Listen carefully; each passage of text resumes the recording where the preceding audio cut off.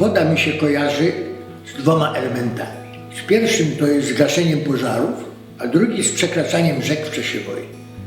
W 1939 roku byłem dowódcą straży miejskiej, obywatelskiej w Radomiu.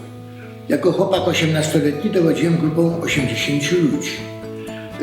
Pożary, które wybuchały w dniach między 3 a 5 września, początkowo gaszone były przez Straż Pożarną. 4 września jednak Straż Pożarna opuściła miasto w ramach ewakuacji urzędów i my jako Straż Obywatelska zostaliśmy się w zasadzie bez wody. Także powiedzmy gaszenie tych pożarów z bombardowań 5 września było już bardzo utrudnione. Dodatkowo, że niektóre rury były, prawda, przerwane i woda wylewała się na ulicy. Drugi element to jest wycofywanie się we wrześniu 1939 roku w kierunku Polski Wschodniej.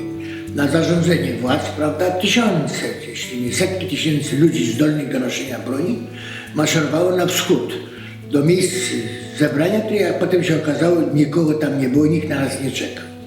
Przekraczaliśmy Wisłę przy pomocy, mosty już były wysadzone w powietrze, przy pomocy tratet, niektórzy jechali na drzwiach octotowy, prawda. Wisła była niska, bo wtedy były niskie stany wód i nie było deszczy. Ja umiałem pływać, także dla mnie nie był problem przekroczenia Wisły, tylko byli koledzy, którzy naprawdę mieli kłopot, żeby przepłynąć przez tą Wisłę. Następnie przez Bóg, z tym, że to było łatwiej, bo Bóg nie jest taką dużą rzeką, a ja przekraczałem rzekę w Słowatyczach, a tam był prom. I za jakieś tam opłaty, prawda, ten promowy przebył nas na drugą stronę, już na stronę, prawda, wołyńską.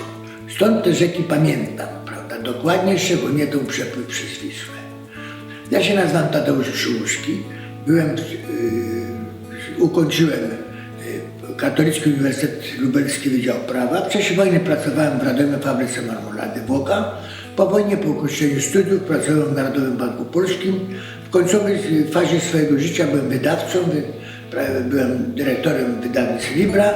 Przez ostatnie 17 lat również rzecznikiem prasowym prywatnego handlu.